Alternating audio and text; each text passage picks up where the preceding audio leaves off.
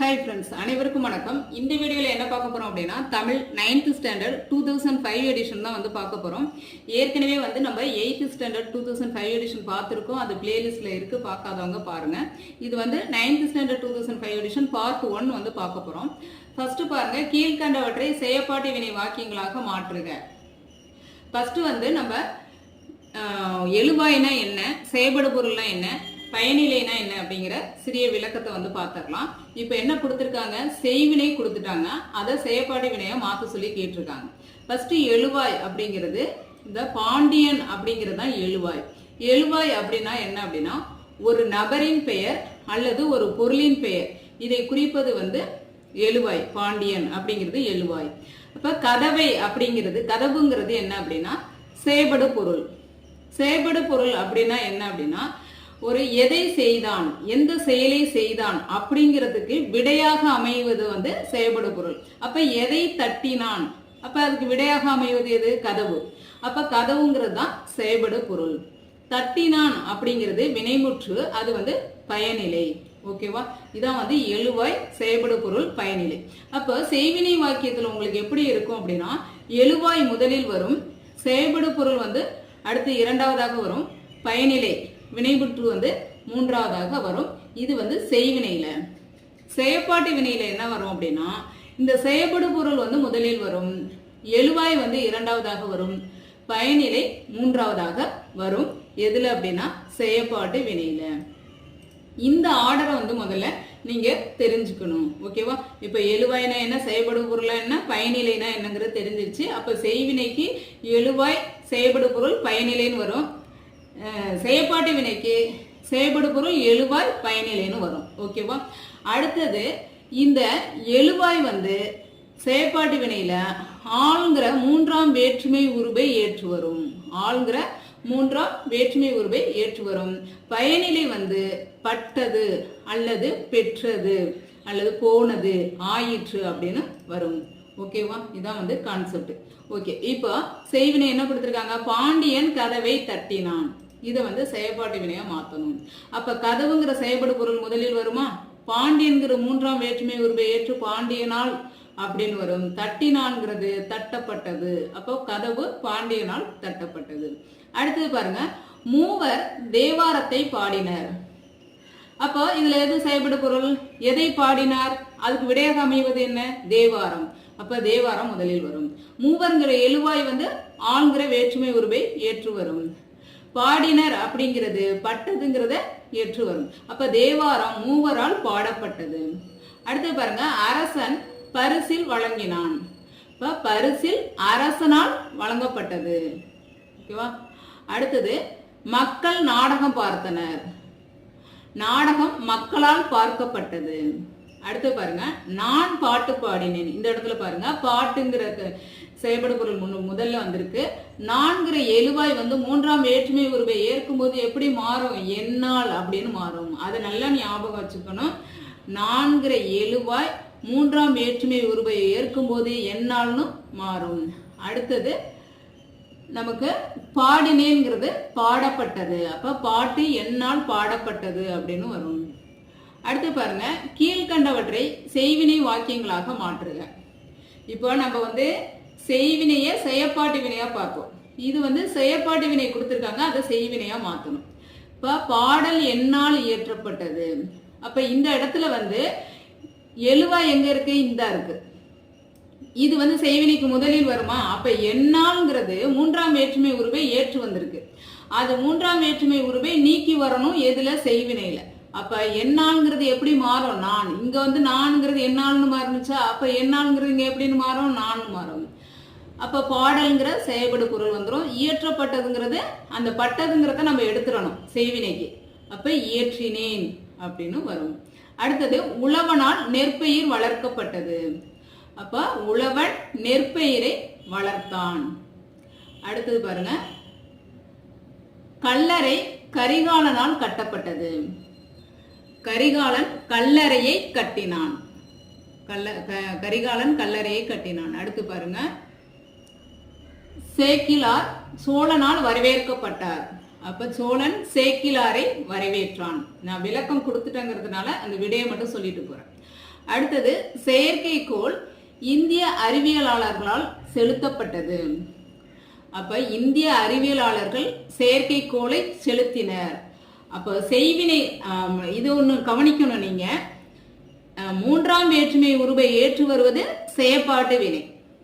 செய்வினை இரண்டாம் வேற்றுமை உருவு ஐ ஏற்று வரும். இப்ப இந்த இடத்துல பார்த்தோம் இல்லையா, சேக்கிலாரை ஐ வருதா, அதே மாதிரி இந்த இடத்துல கல்லறையை ஐ வருதா, இரண்டாம் வேற்றுமை உருவை ஏற்று வருதா. அடுத்தது இந்த இடத்துல பாருங்க செயற்கைக்கோளை ஐ. அப்போ செய்வினைங்கிறது ஐங்கிற இரண்டாம் வேற்றுமை உருவை ஏற்று வரும். செயற்பாட்டு வினை ஆள்ங்கிற மூன்றாம் வேற்றுமை உருவை ஏற்று வரும். ஓகே, நம்ம அடுத்து பார்க்க போறது நேர்கூற்றை அயற்கூற்றாக மாற்றுதல். இப்போ அதுக்கு ஒரு சில விதிகள் இருக்கு, அதை தெரிஞ்சுக்கணும். என்ன அப்படின்னா, நேர்கூற்று பார்த்தீங்க அப்படின்னா இரட்டை மேற்கோள் குறி பெற்று வரும். அது அயற்கூற்றுல அந்த இரட்டை மேற்கோள் குறி நீங்கிரும். அடுத்தது நேர்கூற்றுல பார்த்தீங்கன்னா என்று அப்படிங்கிற சொல் வரும், அயற்கூற்றுல அந்த சொல் நீங்கி வரும். அடுத்தது பார்த்தீங்க அப்படின்னா, இப்போ இந்த இடத்துல பார்த்தீங்க அப்படின்னா வினைமுற்று இருக்கு இல்லையா, இது கட்டளை சொல்லாக வரும் சில இடங்கள்ல நார்மலாகவும் வரும். அது அயற்கூற்றுல மாறும்போது ஆக அல்லது ஆறு அப்படின்னு சேர்ந்து வரும்.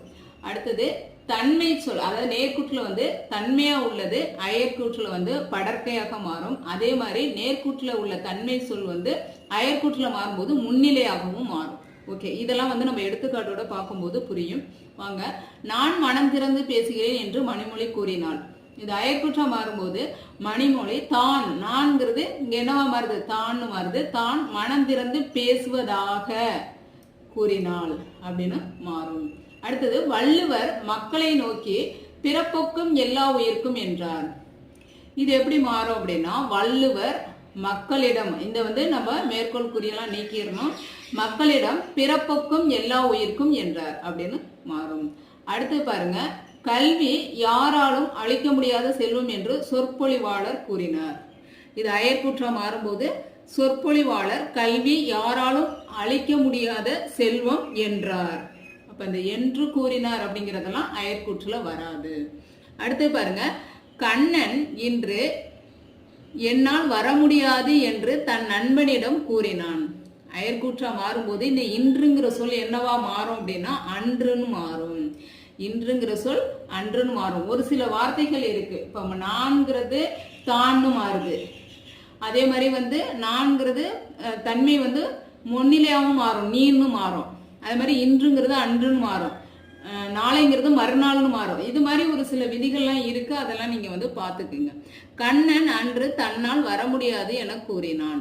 அடுத்து பாருங்க, தமிழ் என் தாய் என்கிறார் பாரதிதாசன். இது அயற்கூற்றம் மாறும்போது எப்படி மாறுது, பாரதிதாசன் தமிழை தந்தாய் என்கிறார். அப்ப என்கிறது எப்படின்னு மாறுது, தன்னுன்னு மாறுது. ஓகேவா, அதை பார்த்துக்கணும். அடுத்தது நேர்கூற்று வாக்கியத்தை நேர்கூற்று வாக்கியங்களாக மாற்றுக. அதாவது அயற்கூற்று வாக்கியமா கொடுத்திருக்காங்க, அதை நேர்கூற்றா மாற்ற சொல்லியிருக்காங்க. பாருங்க, நான் முயற்சி செய்தால் முன்னுக்கு வருவது உறுதி என என் தாயார் என்னிடம் கூறினார். இது என்ன கூற்றுல இருக்கு, அயற்கூற்றுல இருக்குது. நேர்கூற்றா மாற்றும் போது நம்ம யோசிக்க வேண்டியது, நமக்கு மேற்கோள் குறி வரும், என்றுங்கிற சொல் இடம்பெறும். அதெல்லாம் நம்ம கவனிக்க வேண்டியது ஒண்ணு. அடுத்தது மேக்சிமம் கட்டளை சொல் வரும், அதெல்லாம் கவனிக்கணும். இப்ப பாருங்க, என் தாயார் என்னிடம் இருக்குல்ல, என் தாயார் என்னிடம், நான்கிற தன்மை இங்க எப்படி மாறுது, முன்னிலையா மாறுது. நீ முயற்சி செய்தால் முன்னுக்கு வருவது உறுதி அப்படிங்கிறது கட்டளை சொல்ல மாறுதா. நீ முயற்சி செய்தால் முன்னுக்கு வருவது உறுதி அப்படின்னு கட்டளை சொல்ல மாறும். எங்கன்னா நேர்கூற்றுல என்று கூறினார், என்றுங்கிற சொல் இடம்பெறுமா, அப்ப என்று கூறினார். அடுத்து பாருங்க, கலைவாணி தொல்காப்பியம் வாங்கி வருமாறு தன் தம்பியிடம் கூறினாள்.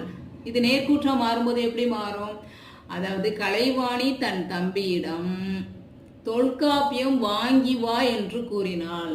மேற்கோள் குறி இடம்பெறும், கார்புள்ளி வரும். அதே சமயம் என்றுங்கிற சொல் இடம்பெறும், கட்டளை சொல் வரும். இதெல்லாம் கவனிக்கணும். நீங்க கவனிக்க வேண்டியது, மேற்கோள் குறி இந்த கார்புள்ளி வரும், தம்பியிடம் அப்படின்னு கார்புள்ளி வரும், மேற்கோள் குறி வரும்.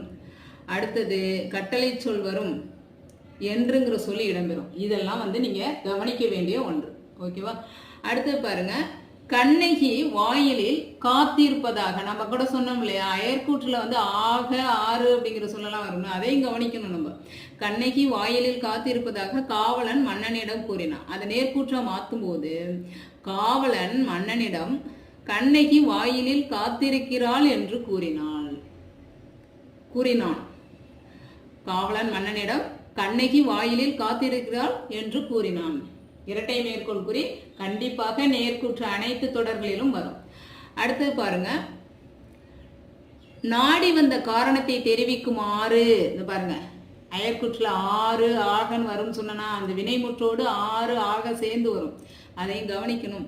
நாடி வந்த காரணத்தை தெரிவிக்குமாறு புலவரை பாரிவள்ளல் கேட்டார். இது வந்து நேர்கூற்றா மாறும்போது பாரிவள்ளல் புலவரை நோக்கி நாடி வந்த காரணத்தை தெரிவி, இது கட்டளை சொல்லா மாறும், தெரிவி என்று கேட்டார். இப்ப இரட்டை மேற்கோள் குறி இடம்பெறும், கார்புலி இடம்பெறும், என்றுங்கிற சொல்லி இடம்பெறும், இது கட்டளை சொல்லா மாறும். இதெல்லாம் தான் வந்து உங்களுக்கு கீவேர்டு. ஓகேவா? அடுத்தது பாருங்க,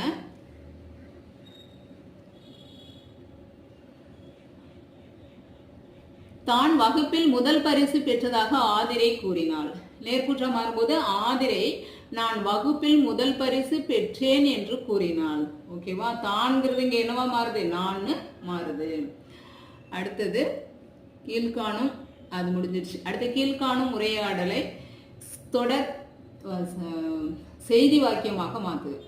உரையாடல் தொடரை செய்தி வாக்கியமாக மாற்றுங்க.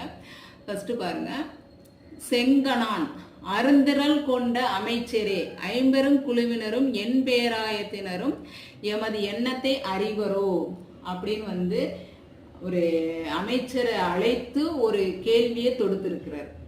இதை வந்து என்ன சொல்லியிருக்காங்க, நார்மல் வாக்கியம், அது ஒரு வினா வாக்கியமாக இருக்கிறது. இதை நார்மல் செய்தி வாக்கியமாக மாற்றணும். எப்படி மாற்றலாம் அப்படின்னா, செங்கணான் அருந்திரல் கொண்ட அமைச்சரை நோக்கி ஐம்பெரும், இந்த இடத்துல வந்து கார்புலி வருது, ஏன்னா செங்கணான்ங்கிறது அப்படிங்கிறவரை என்ன பண்றாரு, அமைச்சரை கூப்பிட்டு சொல்றாரு. அதனாலதான் இந்த இடத்துல புரியணுங்கிறதுக்காக இந்த கார்புலி. இந்த கார்புலி எடுத்துட்டீங்கன்னா இது எப்படின்னா, செங்கணான் அருந்திரல் கொண்ட அமைச்சரை புரியாது. அப்போ செங்கணான் என்ற என்ன பண்றாருன்னா அமைச்சரை கூப்பிட்டு சொல்றாரு அப்படிங்கிறதுக்கு தான் இந்த இடத்துல கார்புலி, இந்த இடத்துல அமைச்சரை நோக்கிங்கிற இடத்துல கார்புலி. ஐம்பெரும் குழுவினரும் என் பேராயத்தினரும் தமது எண்ணத்தை அறிவார்களா என்று வினவினான். ஓகே, கடைசி பாருங்க, பொய்கையார் இருமுறை கவலாதே நீ பாடல் பெற்ற பரிசு அப்படிங்கிறத நம்ம வந்து செய்தி வாக்கியமா மாத்தணும். பொய்கையார் இருமுறையை கவலைப்பட வேண்டாம் என்றும் அவன் பாடல் பெற்ற பரிசு என்றும் கூறினார். இதான் வந்து செய்தி வாக்கியம். ஓகே ஃப்ரெண்ட்ஸ், இது வரைக்கும் நான் சொன்னது புரிஞ்சிருக்குன்னு நினைக்கிறேன். எதுவாக இருந்தாலும் உங்களுடைய கருத்துக்களை கமெண்டில் பதிவு செய்யவும். பார்ட் 2 நெக்ஸ்ட் வீடியோவில் வரும். நன்றி. நெக்ஸ்ட் வீடியோவில் பார்க்கலாம்.